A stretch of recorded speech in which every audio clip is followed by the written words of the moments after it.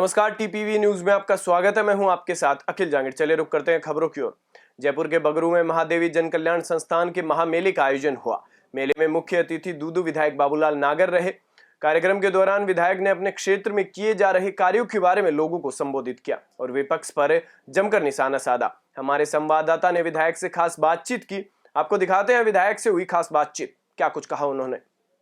मेरा पहला क्वेश्चन ये है कि आप जो दूदू विधानसभा में जो कर रहे हो, कार्य कर रहे हो, सराहनीय कार्य कर रहे हो, कैसे कर पाते हो ये शक्ति कहाँ से? मेरा और दूदू की जो जनता का जो हमारा संबंध है, मैं विधायक और जनता का संबंध नहीं मानता। मैं मानता हूँ ये मेरे परिवार के लोग हैं। सुख दुख में हमेशा मुझे आशीर्वाद देते हैं और मेरे लिए तो ये बुरे से बुरे समय भी इस जनता ने मुझे साथ दिया है। आज वही कारण है कि आज चाहे कोरोना जैसी महामारी भी आई हो, लेकिन जितना मैं यहाँ के जनता को, जितना इस कोरोना के कार्यकाल में जितनी मेहनत करके जितना यहाँ के जनता का ध्यान रखा, शायद बहुत कम विधानसभा है जहाँ 6.5 करोड़ रुपए की खाद्य सामग्री के पैकेट भी बटाए गए हों और मांस भी दिए गए हों, हरिद्वार भी भेज रहा हूँ और नाबालिग बच्चों को 21,000 का 250 लोगों को चेक भी दे रहा हूँ और अब संबल योजना चला रखी है। हर सबका पैसा मैं दूंगा, क्योंकि ये मित्र वाले लोग हैं। 50 रुपए की जगह 200 रुपए लेते हैं, 150 रुपए लेते हैं। उस गरीब के 150-200 रुपए बचाने के लिए 50 रुपए मैं दूंगा, क्योंकि उसके कागज का पैसा भी मैं दूंगा। क्योंकि सर राजस्थान में 200 विधानसभा क्षेत्र है, दूदू विधानसभा क्षेत्र को काफी लाभ मिल रहा है। तो इसका मतलब ये है कि आप गहलोत सरकार का हाथ। देखिए, मैं एक बात बताता हूँ, इस दूदू की जनता को साथ लेके मेरा ये प्रयास होगा 10-5 दिन में हजारों आदमी मैं जयपुर ले जाऊं और हजारों आदमी जयपुर ले जाके पहले तो मैं प्रदेश के मुख्यमंत्री का धन्यवाद दूंगा कि मेरी जनता की पीड़ा को समझा। और जो राजस्थान में केवल 30 परियोजनाओं का उन्होंने घोषणा करी थी कि हर घर में टूटी, सबसे पहले राजस्थान में इन 30 परियोजनाओं में लगाऊंगा। उसमें से 4 परियोजनाएं मेरे दूदू विधानसभा के क्षेत्र की है और आज मेरे यहाँ काम चालू हो गया है। धीरे धीरे साल 6 महीने में हर घर में पानी की टूटी आ जाएगी। एक से एक ऐतिहासिक काम किए हैं और मैं मुख्यमंत्री से आग्रह करूंगा। आज यहाँ एडीजे भी है, एडिशनल एसपी भी है, एडीएम भी है, डीटीओ भी है, सारे एक्शन हैं। तो मैं दूदू की जनता को लेके जाऊंगा और उनसे कहूँगा अब एक कलेक्टर एसपी और बढ़ा दो दूदू में, दूदू को जिला बना दो। जब दूदू, मुझे नहीं लगता बहुत संघर्ष का मामला है, लेकिन सपने देख रहा हूँ मैं और जो सपने देखता हूँ उनके सपने कामयाब होते हैं। ये सब उसका एक कारण है। राजस्थान के मुख्यमंत्री अशोक गहलोत जी के दिलों पर दूदू की जनता राज करती है और दूदू की जनता के दिलों पर अशोक गहलोत जी राज करते हैं। भूले नहीं है क्या भयंकर अकाल पड़ा था, एक मुट्ठी अनाज पैदा नहीं हुई थी इस दूदू विधानसभा में, एक आदमी को भूखा नहीं सोने दिया। इतना गेहूं दिया था दूदू विधानसभा को, इतना तो खेत में पैदा नहीं होता है। ये सिर्फ वही कर सकता है जो अनाज पैदा नहीं हुई थी इस दूदू विधानसभा में, एक आदमी को भूखा नहीं सोने दिया। इतना गेहूं दिया था दूदू विधानसभा को, इतना तो खेत में पैदा नहीं होता है। ये सिर्फ वही कर सकता है जो आत्मा से जुड़ा होता है। इसलिए ये दूदू की जनता के नाम पे मैं तो इनको बनाता हूँ। ये जितने भी विकास के काम है ना, इस जनता के नाम पे मुझे मिलते हैं, इस जनता के नाम पे लेकर आता हूँ। क्या सर अगले चुनावों के अंदर दूदू विधानसभा पे विकास जी नागर और सरकार के अंदर मंत्री पद आपको मिलेगा? देखिए, मैं इस दूदू को जब तक जिंदा रहूंगा इस दूदू को नहीं छोड़ूंगा। इस दूदू मेरी बात, कोई विकास नगर वगैरह की बात नहीं। अरे सुन ले भैया, दूदू मेरे आत्मा में बसा हुआ है, दूदू मेरे कण कण में बसा हुआ है। दूदू तो मुझे जब दुनिया छोड़ूंगा ना तभी दूदू से विदाऊंगा मैं, क्योंकि मैं जानता हूँ 7 गांव पटे कोई माई गल है, कोई माई नट है। मैं इस चीज़ों को जानता हूँ। ये दूदू की जनता को मैं अच्छी तरह जान गया और मुझे दूदू जनता अच्छी तरह जान गई, इसलिए भूल जाओ। सवाई माधोपुर के रणथंभौर नेशनल पार्क में इन दिनों टाइगर की अच्छी साइटिंग हो रही है। रणथंभौर के जोन नंबर 1 में बाघिन T105 के साथ उसके शावकों और बाघिन T107 सुल्ताना को देखा गया। टाइगर सफारी करने आए पर्यटकों ने इस पल को अपने कैमरे में कैद किया। वहीं एक वीडियो सामने आया है जिसमें बाघिन टहलते हुए नजर आ रही है। झुंझुनू के चिड़ावा में कबूतरखाना बस स्टैंड के पास स्थित एक ज्वेलर्स की दुकान में अचानक आग लग गई। आग लगने से दुकान में काम कर रहे लोगों ने भागकर अपनी जान बचाई। आग लगने की सूचना के बाद चिड़ावा नगर पालिका की दमकल मौके पर पहुंची और कड़ी मशक्कत के बाद आग पर काबू पाया। दुकानदार सांवरमल जांगिड़ ने बताया कि दुकान में काम करते समय अचानक गैस सिलेंडर ने आग पकड़ ली।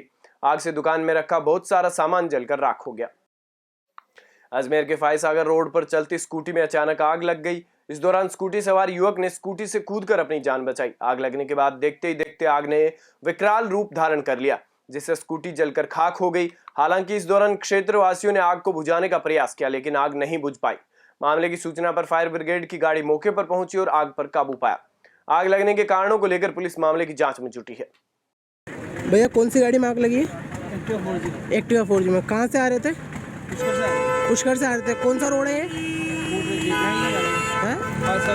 फायसागर रोड। नाम क्या है आपका? कहाँ रहते हो? कहाँ पे? उगरा घाटी।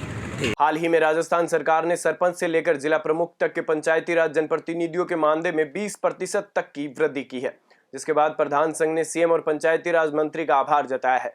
झुंझुनू के नवलगढ़ से प्रधान और प्रधान संघ राजस्थान के प्रदेश अध्यक्ष दिनेश सुंडा ने नवलगढ़ में पत्रकारों से बातचीत करते हुए कहा कि पिछले दिनों ही प्रदेश में पहली बार प्रधान संघ का गठन कर हमने मुख्यमंत्री और पंचायती राज मंत्री से मुलाकात की थी, जिन्होंने हमें आश्वस्त किया था कि हमारी मांगों पर वे ध्यान देंगे। इसी क्रम में सभी पंचायती राज जनप्रतिनिधियों के मानदेय में 20% तक की वृद्धि की गई है। गठन हुआ वो क्यों वो लागू है?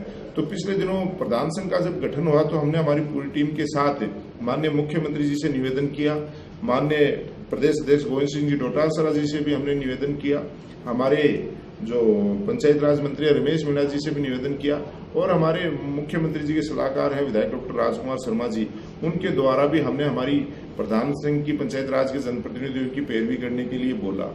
तो मैं तो ये कहना चाहता हूं कि जो हमने एक शुरुआत की राजस्थान लेवल पे, तो हालांकि जो मानदेय वगैरह बढ़ाए गए हैं, जैसे जिला प्रमुख का 2000 रुपये, प्रधानगण के 1400 रुपये और पंच तक का मानदेय बढ़ाया गया है, तो जो राशि बढ़ने की उम्मीद थी वो तो नहीं बढ़ी, लेकिन इसको एक मैं सुखद समाचार के रूप में इस तरीके से देख रहा हूं कि आज पंचायत झुंझुनू जिला परिषद में आज जिला स्तरीय बंजर और चारागाह भूमि विकास समिति की बैठक जिला प्रमुख हर्षिनी कुलहरी की अध्यक्षता में हुई, जिसमें गांव में स्थित चारागाह भूमि के विकास को लेकर चर्चा की गई। बैठक में प्रधान संघ के प्रदेश अध्यक्ष और नवलगढ़ प्रधान दिनेश सुंडा ने इसके लिए काफी महत्वपूर्ण सुझाव दिए। उन्होंने कहा कि बिना ग्रामीणों के सहयोग के किसी भी गांव में चारागाह जमीन का विकास नहीं हो सकेगा, इसलिए गांव स्तर पर समितियां बनाई जाए और उनमें गांव के युवा विकास मंडलों को भी जोड़ा जाए। इसके बाद इन जमीनों का कई तरह से विकास किया जा सकता है। आज जिला परिषद झुंझुनू में जिला स्तरीय चारागाह और बंजर भूमि के डेवलपमेंट के लिए मीटिंग का आयोजन किया गया, जिसमें इन बिंदुओं पर चर्चा की कि किस तरीके से चारागाह भूमियों पर अतिक्रमण रोका जा सकता है, चारागाह भूमि का क्या उपयोग किया जा सकता है। तो जैसे पशुओं के लिए उस पर घास उगाना, पंचफल योजना के तहत जैसे 5 प्रकार के फलों के पौधे लगा के, ताकि पशु पक्षियों के अलावा मानव जाति को भी फायदा मिल सके। और जैसे आज मैंने खुद ने भी सुझाव दिया, क्योंकि जब तक इन चीजों में गांव के लोगों को जोड़ा नहीं जाएगा तो तब तक डेवलपमेंट संभव नहीं है। तो एक गांव में विकास समिति बना के और साथ में नवयुक्त मंडल को जोड़ के ऐसे चारागाह जो गांव की सीमा के नजदीक हैं, उनको एक मिनी मैरिज गार्डन के रूप में, क्योंकि आज आप सबको पता है गाँव में बारात आवास की एक बहुत बड़ी समस्या से लोग बाग जूझ रहे हैं। विकास भूमि की जिला स्तरीय बैठक की आयोजन की गई, जो कि सेकेंड मीटिंग है। जो चारागाह विकास भूमि उसके डेवलपमेंट के लिए कार्य कर रहे हैं, किस प्रकार से सभी 11 ब्लॉक्स हैं हमारे झुंझुनू जिले के अंदर, 11 ब्लॉक्स को एक एक जगह फर्स्ट मीटिंग के अंतर्गत कहा गया कि एक एक जगह की चिन्हीकरण की जाए, और जब मार्किंग हो गई उन जगह को, अब आगे के डेवलपमेंट के कार्य किए जाएंगे। मॉनसून आने से पहले किस प्रकार के घास लगाए जाएं, किस प्रकार से पशुओं के लिए साथ साथ युवाओं के लिए भी वो जगह काम आ सके, हरी भरी हो सके, और हमारे एनवायरनमेंट को संरक्षित करने का कार्य किया जाएगा। बंजर भूमि एवं चारागाह विकास समिति की बैठक आदरणीय जिला प्रमुख महोदय की अध्यक्षता में की गई, जिसमें जिला स्तरीय अधिकारीगण और ब्लॉक स्तर से हमारे सम्माननीय प्रधानगण और वीडियो साहिबान और कुछ एनजीओज ने भी इसमें भाग लिया। बैठक में एजेंडा वाइज सारे बिंदुओं पर विचार विमर्श किया गया और गत बैठक की पालना रिपोर्ट पर भी चर्चा की गई और काफ़ी संतुष्टि जाहिर की गई। अभी जिले के अंदर 11 ब्लॉक है और सभी ब्लॉकों की सभी ग्राम पंचायतें जो कि 337 है, उसमें जहाँ जहाँ चारागाह और बंजर भूमि है उसको चिन्हित कर लिया है। अजमेर जिला प्रशासन ने आदेश निकालकर आगामी 1 महीने तक शहर में ग्रामीण क्षेत्रों में धार्मिक ध्वज और डीजे पर पाबंदी लगाई है। इसके विरोध में भाजपा महिला मोर्चा ने जिला कलेक्ट्रेट पहुंचकर प्रदर्शन किया। प्रदर्शन के दौरान महिला मोर्चा और प्रशासनिक अधिकारियों के बीच में तीखी नोकझोंक भी हुई। इसके बाद महिला मोर्चा के कार्यकर्ताओं ने अटल सेवा केंद्र के बाहर ही धरने पर बैठ गई और वहां पर भजन करने लगी और सरकार और प्रशासन पर तुष्टीकरण करने का आरोप लगाया। अब जैसे पहले तो मैं अपने मीडिया भाइयों को बहुत बहुत धन्यवाद देना चाहूँगी जो ऐसी गूंगी बहरी सरकार तक हमारी आवाज़ को पहुँचाते हैं। साथ ही आज महिला मोर्चा में भारतीय श्रीवास्तव अध्यक्ष और मेरी महिला मोर्चा की सभी मातृशक्ति के साथ यहाँ पर ज्ञापन देने के लिए आए हैं और राज्यपाल के नाम ज्ञापन देने आए हैं। जैसा कि आपने देखा कि कोटा में, जोधपुर में जब ये धार्मिक कार्यक्रम आते हैं तब अशोक गहलोत जी को सूझता है कि 144 धारा लगा दी जाए। कोई भी अपने बोला जो मातृशक्ति जो भी है, कोई अपने यहाँ पर मंदिरों के झंडे लेके नहीं आएगा, किसी प्रकार के धार्मिक झंडे लेके नहीं आएगा, पटाखा लेके नहीं आएगा। ऐसा क्यों? मैं पूछना चाहती हूँ धर्मेंद्र गहलोत जी से कि आप रमजान में तो कहते हैं कि यहाँ पे लाइटें जली रहनी चाहिए और कहीं भी लाइट बंद नहीं होनी चाहिए, क्योंकि लाइट बंद नहीं होनी चाहिए। तो हम ये कहना चाहते हैं कि दुर्गाओं का जो हमने रामनवमी आ रही है, महावीर जयंती आ रही है, उसके साथ साथ हनुमान जयंती आ रही है, तो जब सभी धर्मों की हमारे लोगों का जो जुलूस निकल रहा है उसमें आप ऐसा क्यों करते हैं? कोटा में आज रमजान के महीने का पहला जुम्मा रहा। इस दौरान कोटा शहर की सभी मस्जिदों में नमाजियों ने जुम्मे की नमाज अदा की और खुदा की बारगाह में मुल्क के अमन चैन की दुआ की। वहीं मस्जिदों के इमाम साहब ने रमजान की फजीलत और महता सहित अन्य विषयों पर तकरीर की। मुस्लिम समाज के लोगों में खासकर रोजदारों में जुम्मे की नमाज को लेकर अच्छा खासा उत्साह दिखा। कोटा में देर रात संतरे से भरे वाहन और धनिये से भरे वाहन में जबरदस्त भिड़ंत हो गई। हादसे में धनिये से भरे वाहन चालक लाखन राजपूत की मौत हो गई थी। उसके बाद सुकेत थाना पुलिस ने शव को राज्य के सामुदायिक स्वास्थ्य केंद्र की मोर्चरी में रखवाया था। सुबह परिजनों के अस्पताल पहुंचने के बाद पोस्टमार्टम की प्रक्रिया की गई। फिलहाल पुलिस मामला दर्ज कर वाहन की तलाश में जुटी है। ये आज अभी यहाँ पर बाईपास पुलिया के नीचे एक धनिये की गाड़ी जा रही थी 407, उसको एक आइसर गाड़ी जिसमें संतरा भरा हुआ था उसने उसकी पुलिया के नीचे वहाँ टक्कर मार दी, जिससे उसका ड्राइवर लाखन सुना मोहनलाल जाति सौंदर्य राजपूत 30 साल आरोप करकरी PS अभी मालूम नहीं पड़ा है, वो उसकी मृत्यु हो गई, जिसकी डेड बॉडी को मोर्चरी में रखवाया है। सुबह परिजन आने पर उसके PM वगैरह की कार्रवाई की जाएगी।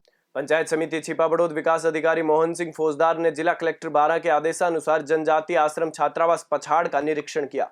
निरीक्षण के दौरान बालिका छात्रावास में कई कमियां पाई गई, जिसमें मुख्य रूप से वार्डन की लापरवाही सामने आई। वहीं चाय में पर्याप्त मात्रा में दूध नहीं होने और दाल में कीड़े जैसी समस्याएं पाई गई। विकास अधिकारी ने छात्रावास में पाई गई कमियों और सुविधाओं में सुधार करने के लिए हॉस्टल वार्डन को 3 दिन का समय दिया है।